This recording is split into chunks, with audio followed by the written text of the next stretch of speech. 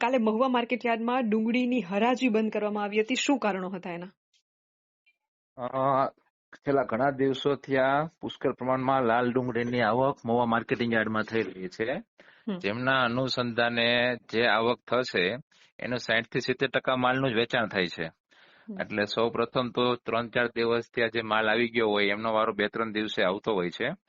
એમને હિસાબે જે નબળી ક્વોલિટી છે એ વધુ નબળી બની અને નબળી ક્વોલિટીમાં પ્રતિમણ 60 રૂપિયાથી લઈને 80-100 રૂપિયામાં ડુંગળી વેચાતી હતી.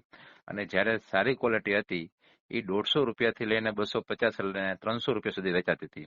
એટલે જે નબળી ક્વોલિટીમાં ભાવ નતો થતા એના અનુસંધાને ખેડૂત ભાઈઓ દ્વારા તેઓની ડિમાન્ડ હતી કે 100 રૂપિયાથી મિનિમમ આ વેચાવી જોવે તો જ આપણે હરાજી કરવી છે, બાકી કરવી નથી, આવી તેઓની માંગણી હતી. એમને હિસાબે હરાજી બંધ રહી હતી. અને ત્યારબાદ હું ત્યાં દરમિયાનગીરી કરવા ગયો, ખેડૂતોના પ્રશ્ન સાંભળ્યા, એમની દુવિધા જે હતી ખેડૂતોએ જાહેરમાં કીધું, ખેડૂતને ચાન્સ આપ્યો બોલવાનો કે ભાઈ તમે આ બધાને વાત કરો, વેપારી અને ખેડૂતોને, કે ખરેખર બહુ મુશ્કેલી છે, બધાને વાત કરી. દૂર દૂરથી ખેડૂતો અહીંયા ગામડેથી અને તાલુકામાં સૌરાષ્ટ્રમાંથી ખેડૂતો માલ વેચવા માટે મહુવા આવતા હોય. અને ખરેખર આ જે સ્થિતિ હતી એ વેપારીઓને વાત કરતા વેપારીઓને પણ સમજાવ્યા કે થોડું યોગ્ય ડિમાન્ડ મૂકો, જેથી કરીને ખેડૂતને નુકસાન તો બહુ મોટું ગયું છે તો નુકસાન થોડુંક ઓછો વારો આવે. આવી દરમિયાનગીરી કરીને ખેડૂતો વતી ખેડૂતે આગેવાન હતા એમને જાહેરાત કરી કે હવે આપણે હરાજી ચાલુ કરીએ છીએ અને 1-2 લાઈન જોઈએ, જો આપણે યોગ્ય ભાવ લાગે તો આપણે આગળ આવશું, બાકી બંધ કરી દેશું. ત્યારબાદ હરાજીનું કામકાજ શરૂ થઈ ગયું હતું અને છેલ્લે નબળા માલના પણ 100 રૂપિયા આસપાસ ભાવ આવવા માંડ્યા હતા અને હરાજીનું કામકાજ શરૂ હતું. તમને બહોળો અનુભવ છે, ખેડૂતો સાથે કાયમની મુલાકાતો થતી હોય છે અને જે રીતે ખેતીમાં અત્યારે રાસાયણિક દવાઓના જે ભાવ છે, ખાતરના ભાવ છે, બિયારણના ભાવ છે, એ જોતા ક્યાંક ને ક્યાંક જે ડુંગળીના ભાવ મળી રહ્યા છે યોગ્ય નથી, તમારે ને મારે બંનેને સ્વીકારવું જ પડશે. પરંતુ મહત્વની વસ્તુ એ છે કે ડુંગળીના ભાવ આટલા નીચા કેમ? સૌપ્રથમ તો આપને જણાવી દઉં કે છેલ્લા વર્ષે ગયા વખતે જે સારા ભાવ હતા જેમને હિસાબે વાવેતરમાં ચાલુ વર્ષે ખૂબ જ મોટા પ્રમાણમાં ઘાવરિયું બિયારણ જે કહેવાય કે લાલની અંદર વાવેતર થયું અને એમના વરસાદ જે કમોસમી વરસાદ પડ્યો એટલે ખેડૂતોને માલને ખૂબ જ મોટું નુકસાન થયું.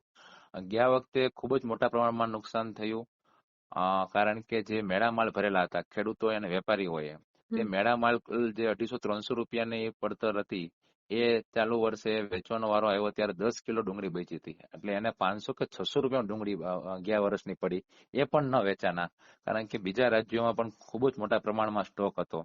ત્યારબાદ એ જે છે એ માલ પૂરો થયો અને ચાલુ વર્ષમાં વરસાદને હિસાબે હાલમાં આજના દિવસે પણ મહુવા યાર્ડમાં 80% માલ છે ખરેખર નબળો છે, એવો જ આવી રહ્યો છે કે જે ફેક્ટરી ક્વોલિટીમાં ચાલે.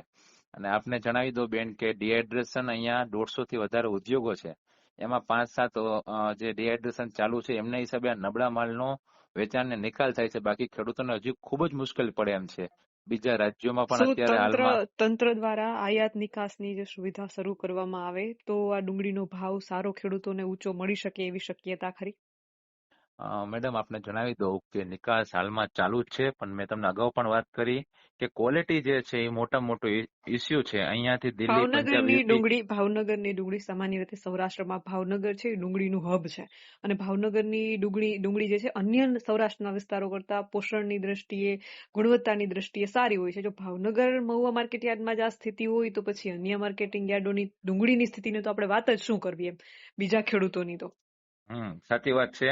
અહીંયાની ક્વોલિટી ખૂબ જ સારી હોય છે. અહીંયાના ખેડૂતો ખૂબ જ મોટા પ્રમાણમાં મહેનત એટલે કરે છે કે ગ્રેડિંગ કરેલા આવીને જે ડુંગળી હોય છે એમના સારા ભાવ મળે છે, જ્યારે નબળી ક્વોલિટીની જે ડુંગળી છે એમના ડિહાઇડ્રેશનમાં જતી હોય છે. એટલે અહીંના ખેડૂતો અને અહીંના જે મજૂરો છે ખૂબ જ મહેનત કરે છે, જેથી અહીંને મહુવાની ક્વોલિટી વખણાય છે. પણ ચાલુ વર્ષે વરસાદને હિસાબે ક્વોલિટી ખૂબ જ ખરાબ થઈ છે અને એ બીજા રાજ્યોમાં પહોંચે તો પણ ટકતી નથી, ઉગી જાય છે, બેસી જાય છે, એવી સ્થિતિ અત્યારે પેદા થઈ છે. આગામી 10-15 દિવસમાં જે નબળી ક્વોલિટી છે એ બંધ થઈ જશે અને સારી ક્વોલિટી આવવાનું શરૂ થશે તો ચોક્કસ પ્રમાણમાં અમને એવું લાગી રહ્યું છે કે થોડા ભાવમાં સુધારો થશે અને 200 થી લઈને 400-500 રૂપિયાના ભાવ થવાની શક્યતાઓ રહેલી છે.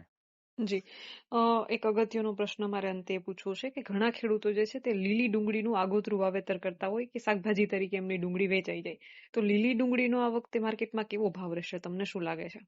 અત્યારે લીલી ડુંગળી આવી જ રહી છે. સામાન્ય રીતે જે લીલી ડુંગળી હોય એ કોઈ વજનની અંદર ન હોય, પૂરાની અંદર વેચાતી હોય છે અને એ વેચાઈ પણ રહી છે. પણ એ બધી ડુંગળી જે છે એ અત્યારે જે જથ્થો આવે એની 1, 2 કે 3% લીલી ડુંગળીનું વેચાણ થતું હોય. કારણ કે આ જે ડુંગળી છે એ વીઘા દીઠ સારું એવું ઉત્પાદન આવતું હોય છે.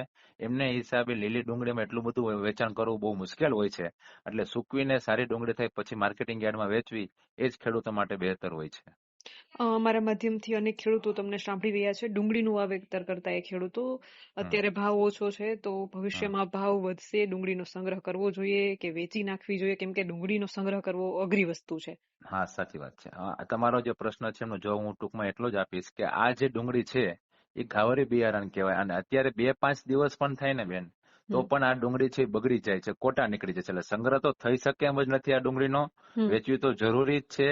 હમ પણ હા, કોઈને ડુંગળી સારી હોય, ખેતરમાં ઊભી હોય અને 2, 5, 10 દિવસ, 15 દિવસ હજી ઊભી રહી શકે એમ હોય અને હમ. સારી ક્વોલિટીની હોય, તો 15 દિવસ પછી અમને એટલે આઈડિયા આવે છે કે જે નબળો માલ છે એ પૂરો થશે અને હવે વરસાદ 1-1.5 મહિનાથી બંધ થઈ ગયો છે, તો ક્વોલિટી થોડીક સુધારાવાળી આવશે. અને બીજા રાજ્યોમાં પણ નુકસાન થયું છે અને બાંગ્લાદેશમાં પણ થોડી નિકાસની શરૂઆત થઈ છે. તો સારી ડુંગળી હશે એનો ચોક્કસથી જાન્યુઆરી મહિનામાં સારા ભાવ થવાની શક્યતાઓ રહેલી છે. પણ આ ડુંગળી ટકી ન શકે એટલે વેચવી હાલમાં ખૂબ જ જરૂરી હોય છે. તમારા મત મુજબ જાન્યુઆરી સુધીમાં કેટલો અંદાજે ભાવ હોઈ શકે? જે સારી ક્વોલિટી છે એ 200 થી લઈને 400-500 રૂપિયા સુધીનો જાન્યુઆરીમાં ભાવ થવો જોઈએ. BS9 TV ન્યૂઝ સાથે જોડાવા બદલ આપનો ખૂબ ખૂબ આભાર. Okay, thank you.